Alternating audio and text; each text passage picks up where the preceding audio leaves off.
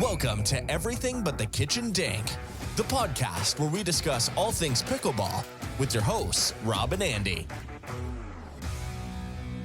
Welcome back, everybody. Welcome back, Robert. Thank you. Welcome back, Andy. Thank you. Guess who we have today? Our fave. Our most requested, backed by popular demand. Yes. Welcome, Karen Mitchell. How are you, Karen? I'm really well, thank you. I'm tired, but I'm really well. Popular demand. Well, it's that one only going to get worse.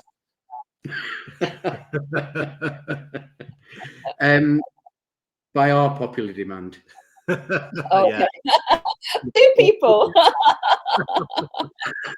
You're always up there in our ratings.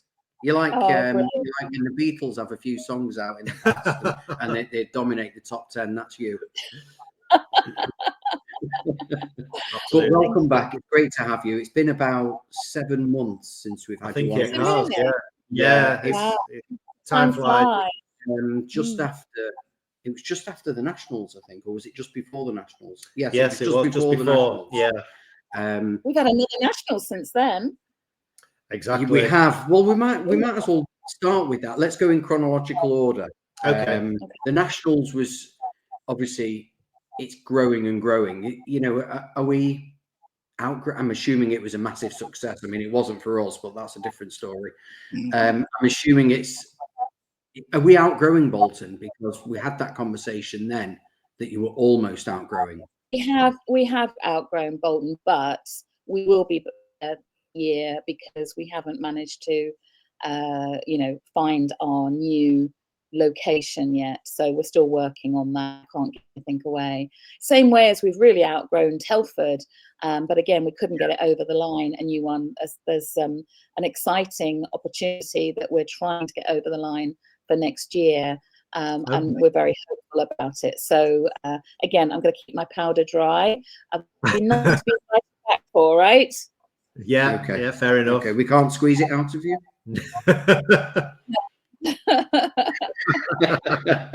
All I would say is it's very exciting. Very exciting. Okay, I if you're excited, I'm excited.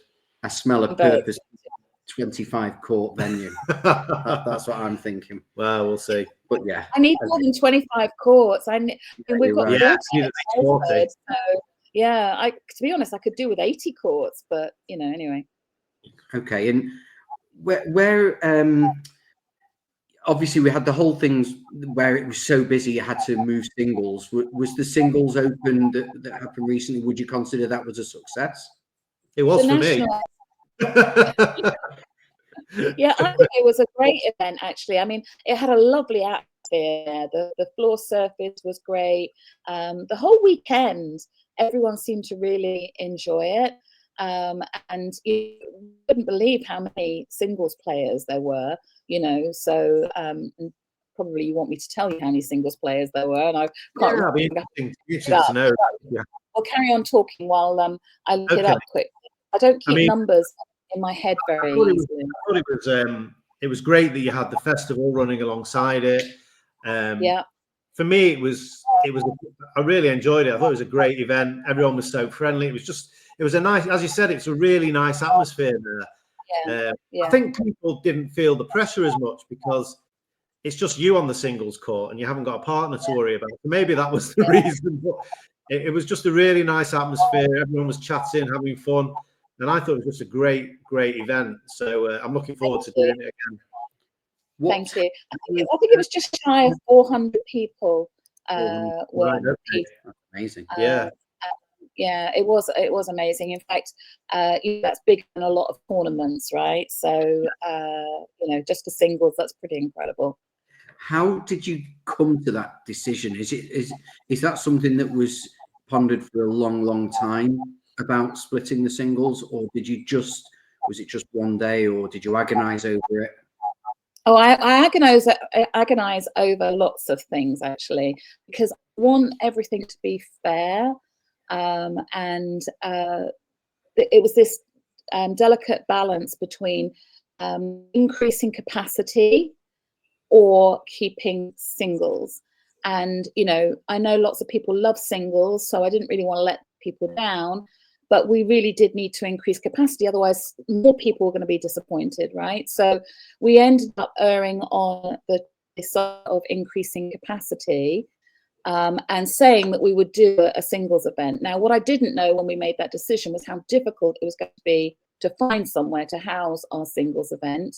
Right. And, you know, we didn't manage to get it done by the end of last year. So we ended up into this year, which puts other pressures on things as well, because, you know, you all the preparation work, and we're very close to the English Open, you know, when we did that as well. So we're really putting a lot of pressure on a small number of shoulders, but it's the right thing to do. Because we couldn't get the venue until May, we decided that we would, actually it was April, it was the end of April, early May, wasn't it? We decided that we would make it the 24-25 English national singles, so that we didn't have to do another one the other side of this year's nationals event. So the people who were crowned the winners in the tournament could say that they're both 24-25 winners. So, yeah. But honestly, I'm really pleased with the way that it ended up. You know, some great live streaming. If people haven't seen the live stream, do go along to our YouTube channel to have a look at it, because there's some great matches. And if you haven't seen the Thadia Locke, Ellie Tompkinson ladies finals yet, I want that. Wasn't it amazing? Amazing. You couldn't tell until the end who was going to win, could you? No, it was incredible. What a great match. Two great players. Fabulous to watch. Yeah, it was. And I'm so glad that, you know, Thadia, who was between trips, and she was wondering whether she should really put her body through, you know, coming to the English national singles. I'm so glad she did, because, you know, that final would never happen otherwise. And Ellie, you know, she really played a blinder there.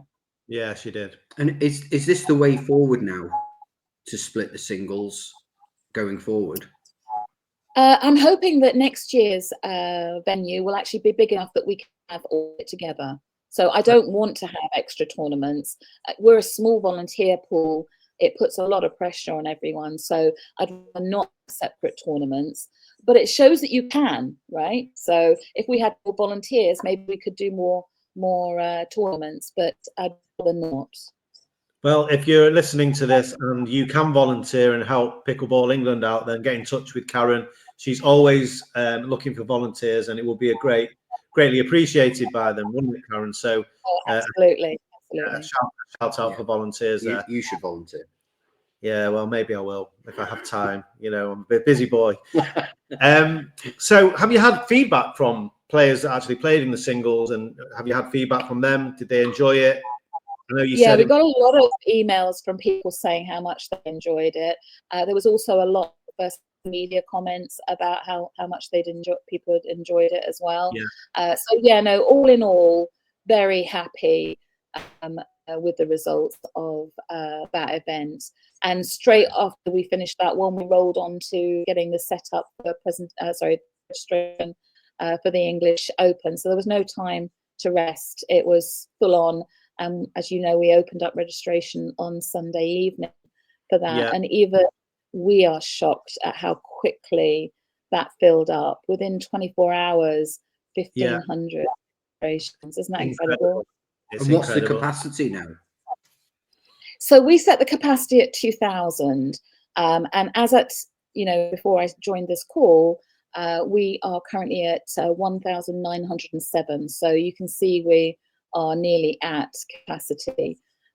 So it's not going to be a great deal bigger than last year. It'll be around the same capacity, but over 5 days rather than 7 days. Our sponsors said that 7 days was too many. So, and in actual fact, it was too much for us as well. Volunteers, 7 days is too much. And the other thing is that we have to pay for 7 days at Telford, as well as the setup days, etc. So all in all, we've reduced it down to 5 days, which means we're extending the days. So play will be from 8 in the morning. And there'll be a couple of tranches of play. So, you know, it's almost like 2 shifts. And we hope to finish, the last matches will be scheduled for about 12 o'clock. So it'll be a long day. So now the English Open is obviously the biggest tournament outside the USA. Does that add any pressure, or are you used to it now? Is it just becoming second nature to organising this event? Because it's at Telford, it is templated, and we know what we're doing. We know what we need to improve from last year, and we know, for instance, the first year the floors were much better. The second year it wasn't laid as well by a crew that were paid to lay it. They actually did what was rather than what was best for the game. So we're not going to use that crew this year. We're going to use a different crew, and we're going to make sure that they follow the measurements that we've given them, which are the same measurements as for year one. So we're hoping that everything will play well as it did in year one. So there are some things we want to improve from last year. There's some things that we want to do differently. So we're leaning in to the expo side. So we had last year a number of booths and people coming along. Well, there's more people who want to exhibit at the English Open. So we've actually hired the Ludlow Suite, and we're actually going to have an expo there where we'll have different areas for like pickleball holidays or accessories or facility development, pickleball equipment, wellness area, all these different areas we're going to have in that expo. And we're also going to create some seminars, mainly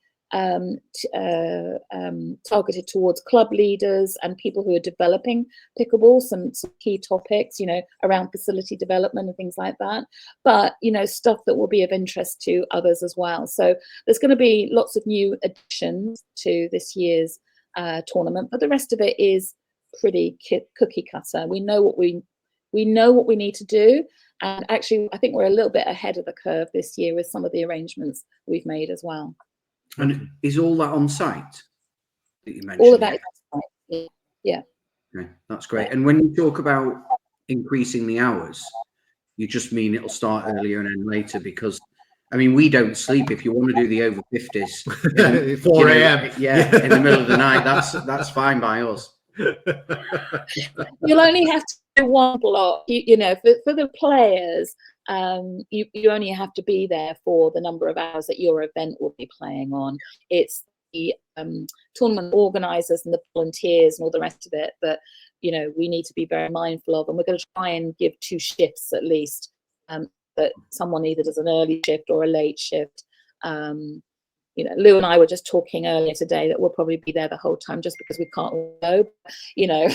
We are trying to protect everyone else from that. So we'll do our best anyway. So. Okay. Oh, is it me? Okay. So with you mentioning all the things that are going on, are the pros going to return from the USA? Are we going to have that kind of thing as well? We're going to have some pros. We can't confirm who they are yet. We're in discussions with a few of them. But yes, we're doing work with the APP again. They're going to bring both some pros over and the next gen team. It's a new national team this year. So, we'll meet some new faces. And we're going to have pros for the 50 plus and the regular open. So, and actually I was really thrilled to see, I haven't really looked at who's registered. I've not really had time, but I did see that Louis has registered. So we'll see Louis again this summer. Louis Leville. He's been playing over in Australia and Vietnam and New Zealand. So I wasn't sure if he'd get back for the English Open, but he's registered. So that's great news. And so he's one of our homegrown pros. And will there be clinics? As well. Will there be clinics with the pros as well? So that's one of the things I'm working with Lynn from Telford Pickleball Club. The first pickleball specific facility in the country, actually, luckily just down the road from Telford International Centre.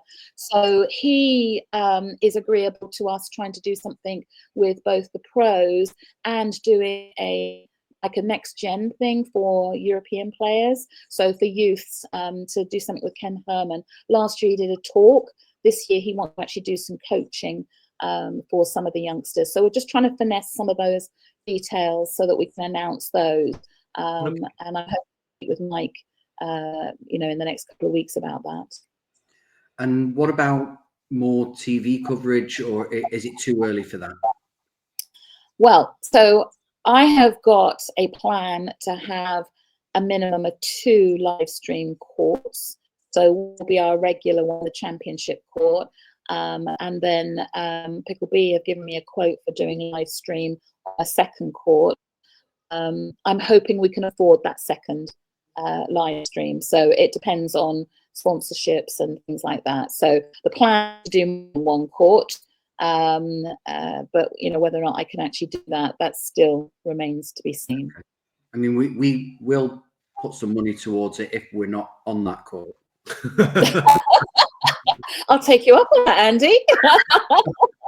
Deal. I'm gonna make everything but the kitchen sink live stream then. Yeah, absolutely. Yeah. Are there any other sort of innovations, different categories, you know, more youth tournaments or anything? So we've got the wheelchair categories back again this year, but we've actually got a para-athlete category as well. Now, I was actually asked to add this by the Ukrainian Pickleball Federation because they've got a lot of pickleball players that have lost limbs for obvious reasons. They asked us to put on an event for them, which we were happy to do. And I was actually talking to somebody yesterday who said, my friend's got MS. She entered that because she plays adaptive pickleball. And I said, you know what, we're not doing any categorization this year, so I actually think she could. So I'm quite excited about what that might mean in terms of making pickleball competitions more accessible to more people. So just see how that ends up. We've got 3 age groups for juniors this year. Wow. And we've gone back to it's actually 15 plus, 35 plus, and 50 plus. Yes, I noticed that. And then we go 60, 65, 70. I think we've got a 75 plus category. So, you know, we've got those age categories, and literally we're hitting at the seams in terms of every category wants there's people on standby, you know. So we'll have to see what we can do. Yeah. Maybe we'll have to extend the day. I don't know. I don't like letting people down, but you have to stop at some point, right? Yeah. Well, I mean, we go to bed early, but we get up very early, if that helps. But, you want to catch just on your own, do you, Andy? Yeah, it was a key. We'll still lose. We might get a draw. I forgot what I was going to say now. Oh yes. So, I mean, we'll get on to. We're going to have a general chat about where we're at with pickleball anyway. But just one thing that always comes up is, I mean, I'm in this situation. I was just mentioning before we came on air that I'm looking for a mixed partner, and I know every year you have. There obviously is a shortage. I think it might differ in different areas, but generally there's a shortage of women in English pickleball, and you generally have the men without partners tournament. So is that, do you see that gap closing, or are we still looking at that? I'm hoping that we're going to manage that a little bit better this year. What we've done before is that we've set the initial numbers for events probably a bit high, not reflecting the fact that we need the women to end before we allow more men in. So we're trying to address that and load balance a little bit more this year, because with the capacity constraints we have, I don't think that we've really got time to do men without partners, unless Mike Lynch could help us by doing it off. And I don't think people really want to be playing off-site their tournament, right? So, you know, I'm hoping we're going to manage that a bit better this year. What, you know, and also there doesn't seem to be the big disparity between men and women entries this year. So I'm hopeful that we should be okay. And do you allocate? Do you look at, or can you allocate partners, or is it just a case of people contacting each other? So the way it works is that every registration confirmation has a link at the bottom of it to say find a partner. You go onto that, you look at the list of people who are registered for the events, and you send a message or send them a partner request. If they respond yes, the system automatically matches you up. If at the end of registration you're not matched up with somebody, and there are people in the will then match you up. So if there are enough partners, we will match you up. Okay. If there's a disparity in the number of men and it's only like 2 that we need to get, we will then look at whether or not there's somebody we can persuade to play the English Open, right? To add an event to their thing. And so we do get as many people playing as possible. But obviously there's still sometimes, you know, only so much you can do and there's not enough people.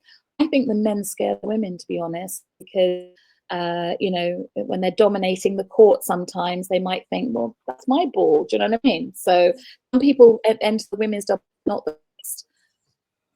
Right. I'm just leaving it there. Just leaving it there.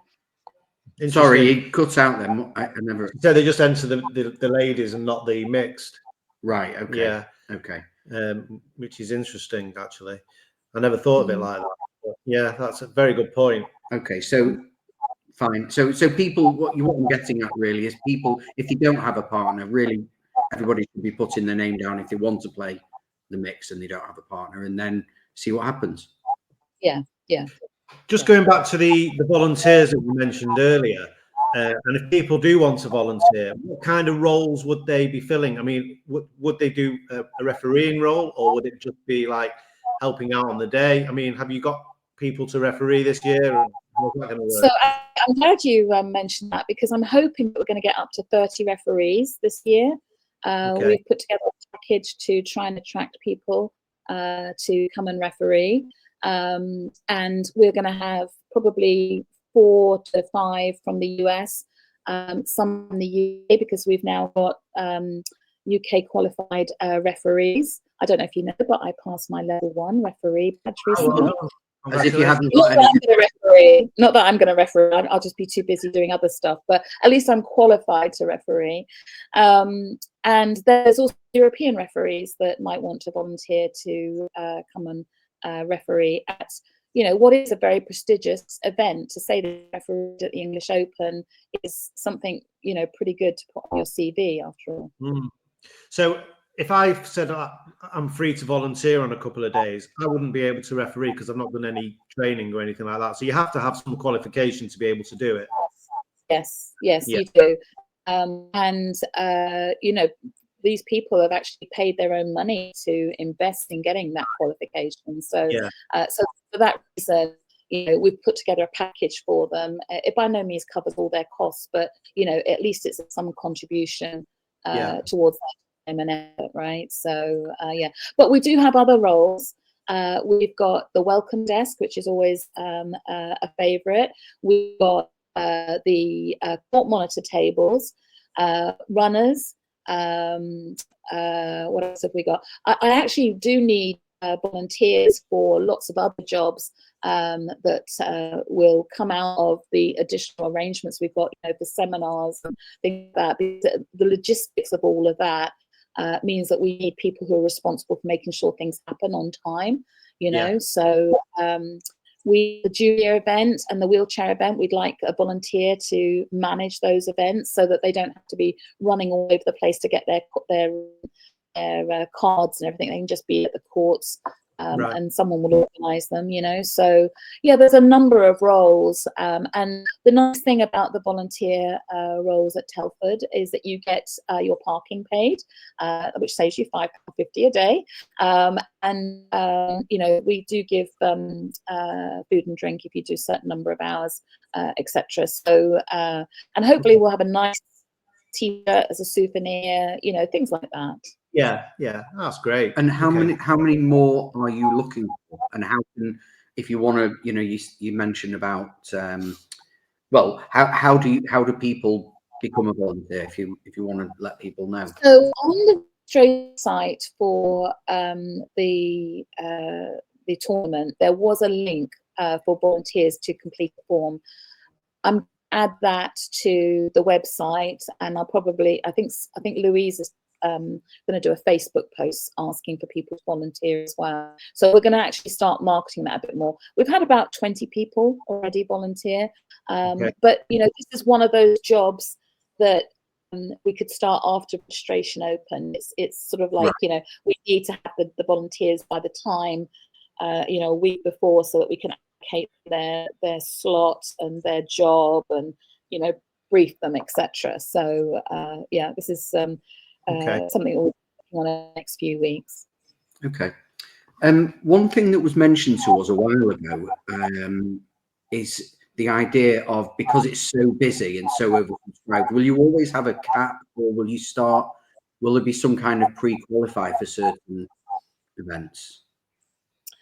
So for the nationals this year, we were flirting with a pre-qualifier, but in all honesty, no time in the schedule for us to get that organised. We're adding the Pickleball League finals in July for all the team events that have happened around the country this year. Well, we're in that. Hopefully, we think we're in it, but we don't know, because. Oh yeah, so we can ask the question. So for everybody. Oh, don't ask me that question. I won't know the answer. Okay. So it's a basic question. For the finals, is it the person who wins the last one, or is it the overall over the whole season? I think that the Northwest are going to have the top four teams. I believe. Same with the Southeast Pickleball League. They're going to have 4 to qualify as well.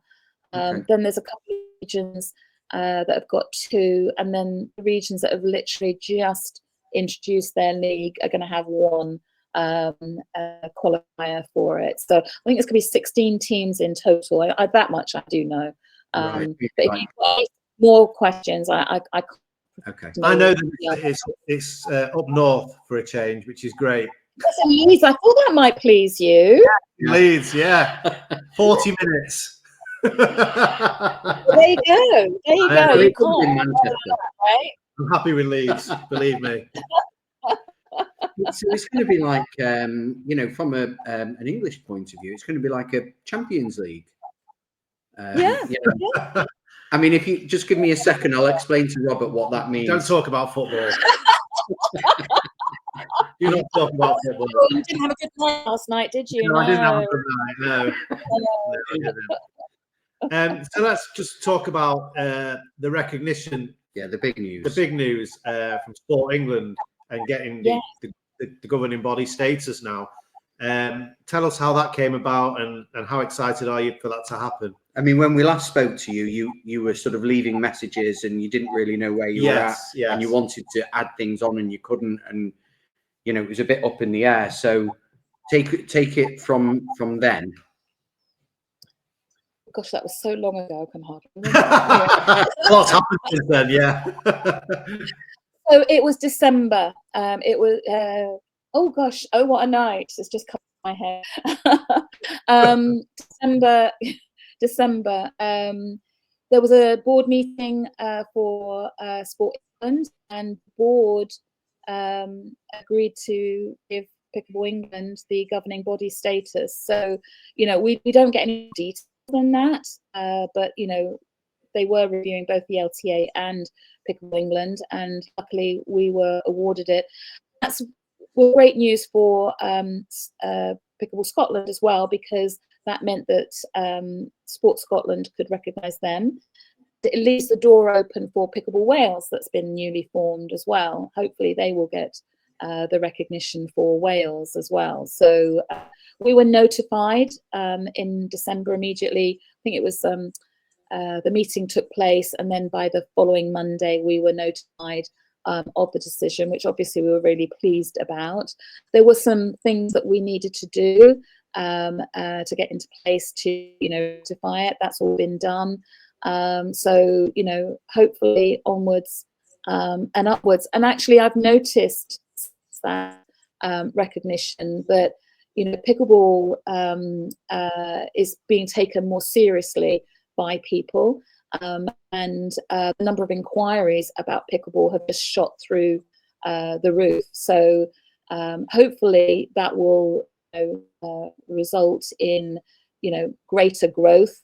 We've got this big plan for 1 million players by 2030. So we do definitely need to make progress in lots of different areas in order to meet that 2030 growth target. But very happy. The board was very happy. They felt that everyone's effort had been acknowledged by awarding us with that status. Everyone from grassroots, and in fact it is a collaborative effort, because not only does the growth come from the grassroots, but it was the letters from clubs and from sponsors and from people in the ecosystem were probably tipping the balance for Sport England, because we know that lots of people came out in support of Pickleball England. So, and we're truly grateful for all of that. So what does it actually mean for pickleball? Does it mean we're going to get facilities, any funding, And has anything changed in that period, or does it take longer? So we were awarded national body status, but we were not, and we always knew this was going to happen. We were not giving any funding, right? So we're recognized without funding. However, pickleball can now apply for funding from Sport England and National Lottery. Funding is earmarked for certain things. So if we can identify projects that meet their goals, we could potentially get some funding that way. But most of the funding is capped at around £15,000. So it's not significant funding. So it is very challenging. It really is. And in fact, if you were reading any of my emails, you'll have seen that we called a special general meeting for the singles tournament, and we presented at that meeting a proposed restructure of Pickleball England, which would break into the current board, mean that we would have the regional directors on a regional committee, but they would be 100% focused on building the grassroots, and somebody would lead that committee and be on the main board to make sure that there was strong communication, and that the national board wasn't actually agreeing to do things that the regional board doesn't, or the regional committee doesn't agree with. So we're going to make sure that the two, the board and the committee, are lockstep. But that would enable us to have national directors and give us the opportunity to identify some potential directors that have got experience that could help us grow, facility management, governance, funding, all of these things that are critical to our growth. We want to try and attract some board directors that can help us with that stage of our growth. We've done the basics. That's how we got the national governing body. Now we've got to build for growth, and that's where we think we need two concerted efforts, slightly separate but working together, right? And that's what 100% of the vote agreed. There was not one voice. So I'm really pleased that everyone saw the logic in the proposal and agreed it. Fantastic, great news. So does this accelerate the growth, or is the funding still keeping you at the same pace? What are your sort of medium and long term goals? Like, how long are we looking at before there's facilities everywhere in the country and things like that? So we won't be building any facilities, Pickleball England. What we want to try and do is help and support, facilitate the right people coming together to help grow the facilities. So you might not know, but in the background, I've already been talking to various people who have, either successfully attempted to put together facilities, and James is doing the same. I've no doubt that other members of the board are having conversations with people to help them know where to go, you know, what to do, that sort of thing. What we want to do is get more firepower behind that in order to help attract investors for people who want to take, you know, to actually take the plunge and create a facility. You know, that's what we want to try and do. And there'll be more happening. I mean, Andre Strachan and Sally Grace, they're putting together one in Farnham, which will open later on this year. Admittedly with paddle, and there was another one that opened up in the southwest that had paddle, but there'll be others that will just do pickleball alone. I have no doubt. It will come, Andy. Patience. Well, seeing you, seeing as though you've mentioned that terrible word, paddle. Well, it's not a terrible word, because this is the thing. We shouldn't be, you know, we sort of see it as a competition because there's so many people around us that they see it. They're ignorant. They see it as a competition. So we start, and in some kind of way, it shouldn't be a competition, but it is, because we feel we're losing players to paddle. And I know sometimes, you know, this podcast is about speaking from the heart, and I know sometimes I might come across as you do, as being a bit, you know, down in the dumps and a bit negative. But I speak from the heart, and you know, I'm passionate about pickleball, and it upsets me when people and people do it because they know it upsets me, and they say, "Oh, I'm so and so's playing paddle now," and you know, and then I go to the league, and 80% of the people are, you know, nothing wrong with it. It's great to see older people playing, but you know, and I'm an older person, and then I see things happening. I only see what goes on in our area, and I see everything is geared to people who are not working. Well, not everything, but the thing is, you know, the thing you're trying to say here is that you feel like we're losing the youngsters to paddle. Yeah.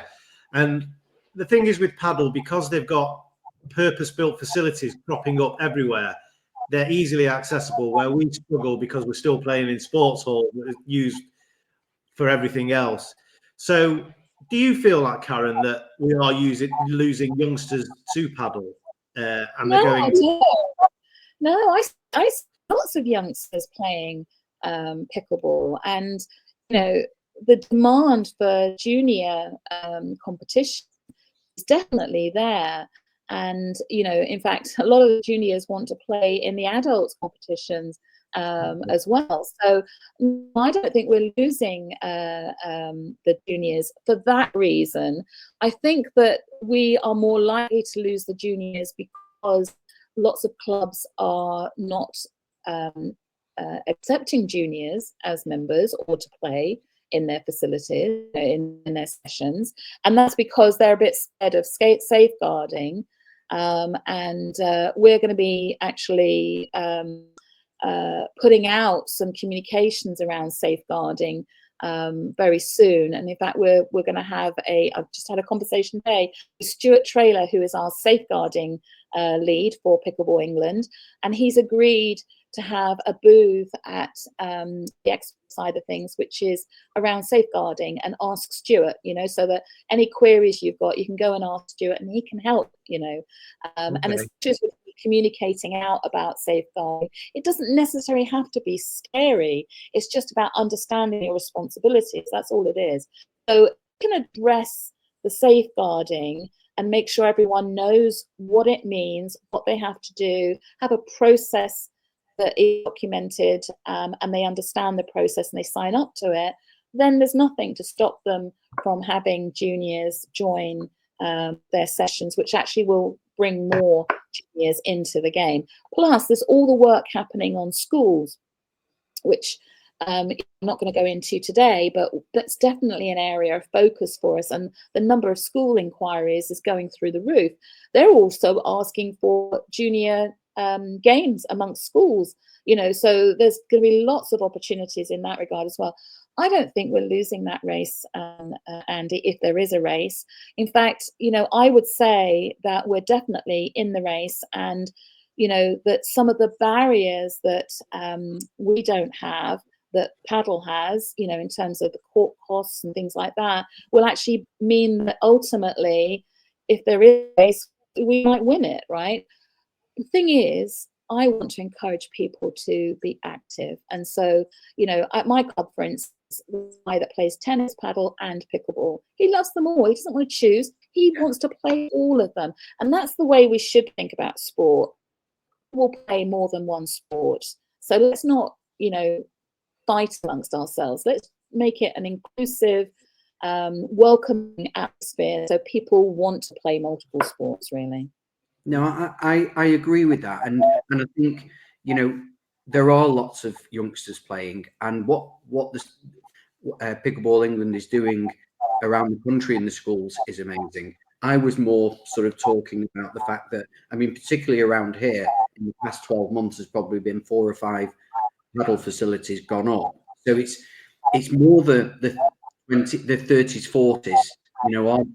I mean, well, we're not 30s, 40s, but, you know, our kind of sort of working. I feel 80.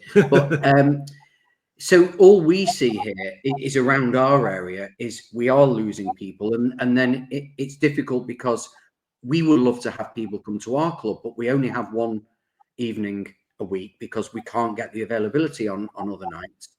And it's, you know, we feel like the facilities are taking people away. If we had a pickleball facility, it would be like a magnet. It would draw people in. It would be amazing. And maybe So it's we've got to solve. What we've got to solve is making it attractive to investors. That's the bit we've got to solve. You know, that's why we want to foster, so that we get the knowledge and the expertise in to help us make pickleball more attractive to investors. We don't have all the answers right now. We need to work with people who can help guide us so we can create the answers. Yeah. I mean, I had a meeting today, funny enough, with the manager at the David Lloyd that I coach at, about how I can push pickleball. And at the moment we play there we've got 4 badminton courts and we're tucked away in a nice little corner. No one sees it. I asked if I could mark out some tennis courts and have an open day and do all that. They said, yes, you can do an open day, but forget marking out the tennis courts. We're not interested in that. And we're going to be putting a paddle court in very soon. And I just thought, you know, can't you just get behind us? You know, help us out here. We're trying to push it. We're trying to, I mean, I said to them, if they had pickleball courts in their facility, their members would increase. You know, people want that, but they don't see it at the moment. It's really frustrating. But anyway, can Pickleball England help a national level with, say, someone like David Lloyd, where you can speak to the people who run it countrywide? And so, you know, we have got contacts with David Lloyd, and that's how pickleball originally got introduced at David Lloyd venues around the country, through that collaboration. And, you know, we worked with them to develop briefing documents for their venues. We've actually worked with them to do Pickleball Leaders certification at their venues, which helps them and helps us. So we've got relationships. I actually will try and reach out to them and have a follow-up meeting and see if there's anything we can do to encourage more. You know, they're a commercial entity. And if they don't see the commercial value of pickleball, that's the problem, right? We need to make sure that they see that commercial value. Yeah. Well, yeah, there is a perception we've come across that paddle players will pay more. And, you know, there might be something in that, you know, because of the age demographic, particularly in the north. But, you know, I feel that if a facility was there for people to pay, I know, you know, I would pay more to be able to play at a proper court whenever I want. Well, it's got to be financially viable, hasn't it? And that's the key. But I think part of the financially viable is maybe the perception within paddle that they don't want to have pickleball in there because people won't pay the same price. And maybe that's true, maybe it's not.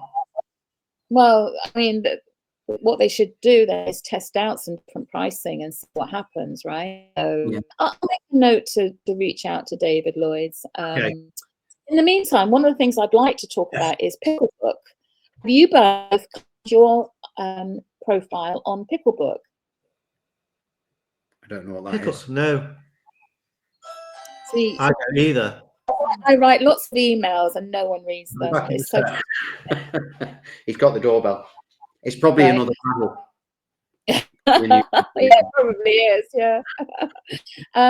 So Picklebook is.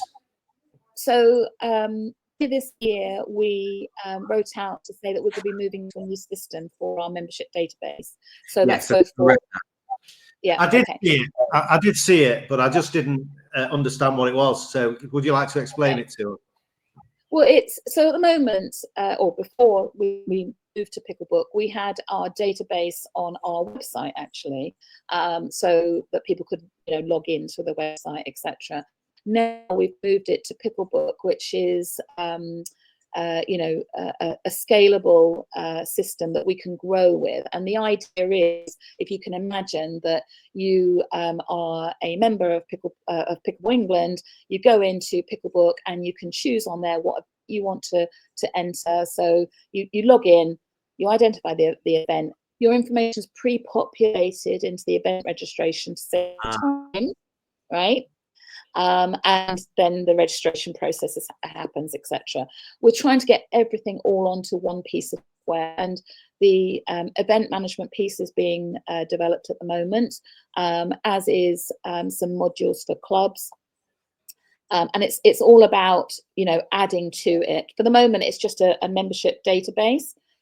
But what we're trying to do is get everyone to claim their profile, reset their password, and answer a few questions on that database so that we know more about our membership base. And that will help us to figure out where we need to put our efforts. So for instance, say about the age of our of pickleball players, you're right, where pickleball started in this country, it was daytime, so it was tired people, so they were older.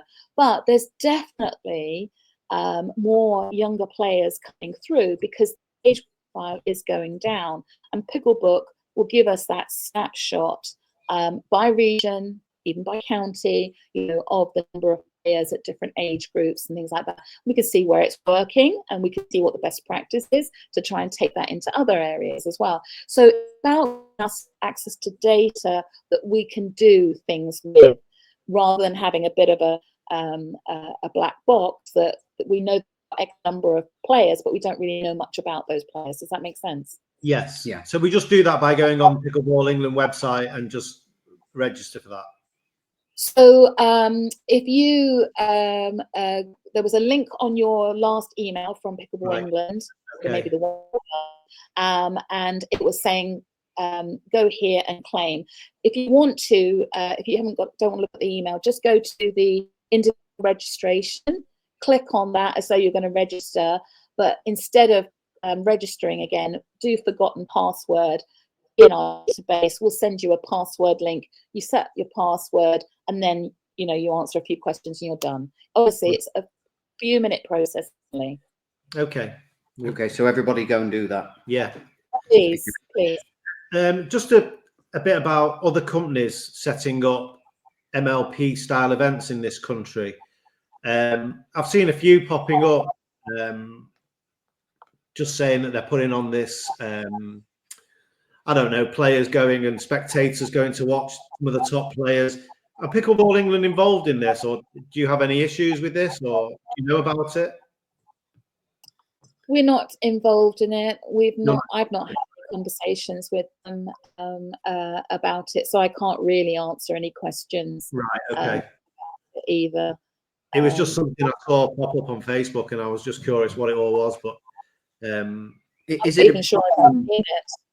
Is it a problem if people are doing their own thing, or I mean, it's possible that people play. We've come across people playing pickleball who don't even know what Pickleball England is, and they've been playing, and we say, where have you been playing, and we've never even heard of it. And is it a problem? Is it does everything need to be within the realm of your regional director, or some people might not even know that they've got a regional director? So I'm very much a pragmatist, and anything that gets people playing is good in book.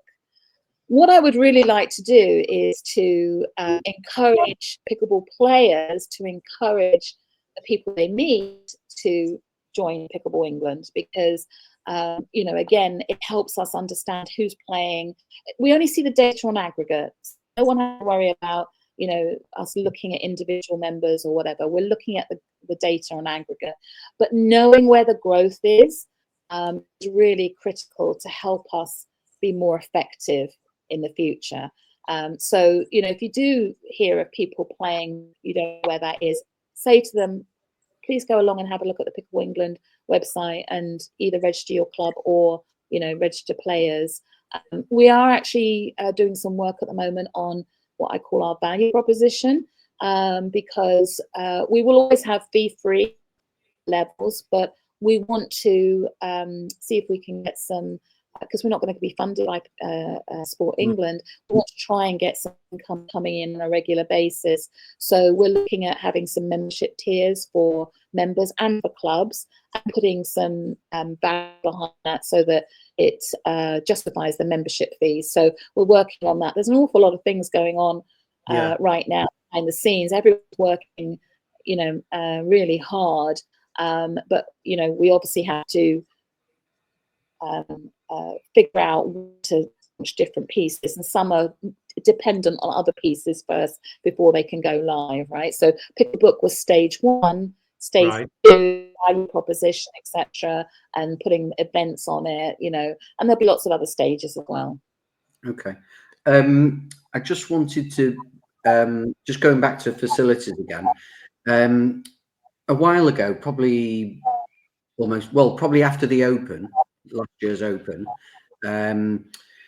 we were talking to a lot of the franchises from America, and there was interest shown, and has any of that, you know, is that still on the table, or have they got their own issues? Because I saw one of the Pickler franchises was losing sort of millions a year. Is that sort of a pipe dream that we could get an American franchise over? I don't think it's a pipe dream. I think that they've all done their research and they recognise that the hardest thing in this country is playing. Now, there are going to be some relaxation to the planning laws, which is both an opportunity and a threat. You know, it could be a threat to sports land, right, for housing. So you know, the Recreation Alliance are lobbying heavily to make sure that sports facilities and land that has football pitches and stuff like that are protected. So, you know, that's the threat part, but the opportunity part is that it may mean that it's less difficult to get a change of use for, you know, for a building or whatever. Time will tell. It's a new government, new plans. Time will tell, really, right? Yeah. Well, but in terms of the Americans, as I say, it's the planning that they've realized is the biggest hurdle. I think that if people can get across that, I think there is interest in coming to this country for sure. They see it as one of the fastest growing countries in the world, and they want to have a piece of it, right? Yeah. Just a quick question before we finish. It's just about paddles, actually. Our pet peeve. You know, I'm like with paddles. Yeah. Because there's quite a lot of paddles being banned now as of July. Are you going to be quite vigilant at the Open and checking people's paddles? And because I was in a competition not so long ago and people were still using illegal paddles. So is this something you're going to be sort of quite vigilant with? So yes, in fact, Sarah Aiken, who's one of the people I met in 2019, who's in the US, she does paddle testing at the US Open and various other tournaments. She's offered to come over to UK to do some paddle testing, but what's difficult is getting the equipment over here. And today, just today, a company have volunteered to bring their paddle testing equipment to the English Open. Wow, amazing. So the thing is, there's 2 pieces of equipment. They've only said 1. So I now need to see what we can do about the other piece of equipment. So yes, I think we'll have paddle testing for the first time at the English Open this year as well. I hope I haven't overstated, you know, if it all bottoms out, then, you know, well, fair enough. But yeah. To be honest, it was more on the lines of, you know, when we did the Cambridge tournament, there was somebody there who had a 3S. I mean, you don't need paddle testing equipment to know that that's a banned paddle. And we said something, being as bitter as we are, we said something to the organisers. And then the person comes back and says, well, the organisers have said they can't do anything about it. So yeah, they can use it. It was disappointing, and we still won that match. Not many others, but you know, what's this? It just seems that there's a bit of confusion. We say on our tournament sign up that we only allow paddles that have been USAP approved be played. So if it's not on that list and someone sees you've got that paddle that's not on the list, then it will be taken away. We'll have access to paddles, so we can give a replacement paddle. So that's not an excuse that you haven't got a paddle. But yeah, no, we will be vigilant about it. And with 30 referees, they will also be testing that there's nothing on those paddles when they start the game as well. So, right. We now have a responsibility, particularly with the English Open. It's such a huge tournament, and I think you know this about me anyway. We always want a fair tournament. Yeah, absolutely. You know, one of our challenges now, to be honest, is that we've got so many registrations and we're at capacity. We are now going to send the registration file off to DUPA if there's anyone who should be in a different category. And always that comes back, and there are some people who should be in a different category. Well, now what we're going to do to actually, you know, make sure we can get them in the right category and still, you know, have room for the number of teams, and, you know, the rest of it. So we've got some challenges ahead, but we'll navigate through them. Send us a list. We'll have a look through for you. Well, if you want to be part of the paddle testing volunteer crew, you know, please do. You know enough about paddles that you could do that. Exactly. I know a lot about paddles. Well, you know, if somebody needs a paddle, you know, because they've got a band one, you know where to go. Thank you, as always, for coming on. Yeah, it's been amazing to have you. We love having you on. We love seeing you. It's been an absolute pleasure. And we look forward to seeing you at the Open very, very soon. Yeah, I mean, what more can I say? Thank you, Karen. Always a pleasure, guys. And also, you know, thanks to all your team as well, because, you know, yes, absolutely, yeah, it was just great. You've got a great team, and just everyone is a volunteer, as you know. So you know, except for Trevor. Actually, there's a couple of shout outs I want to do. Trevor, who is a contractor, he makes our curriculum work smoothly because he you know, gets the dates together with the venues and the tutors, and he does all accounts as well as lots of other things. So, you know, so fantastic to have Trevor on board. But the other shout out I want to say is Lee Stevens is going to be 60 next week, and I wanted to say a happy birthday to her. Happy birthday. Happy birthday. Happy birthday. And also, if you're looking to move anybody up, maybe the guy on Facebook who said £45 was steep for a registration fee, maybe you can move him up a couple. I love a comment from someone about it costs £45 or £50 for a paddle court booking. So great answer. Great answer. It put it into into context, right? Yeah, so exactly. Just on that, I know you want to stop, but just on that, we had to put these up in order to have referees and some of the other stuff that we're doing. Nothing is for free, and we have to balance it. I think it's a snip. I do as well. And don't take, everyone will be cringing at this, but if it was double, I don't think it would matter. No, it's the biggest tournament of the year, and everyone absolutely loves it. And people don't realise what they charge in America. It's unbelievable what they charge. Exactly. So, So thank you. Keep going. Thank you very much. Guys. Thank you. Bye. Bye-bye.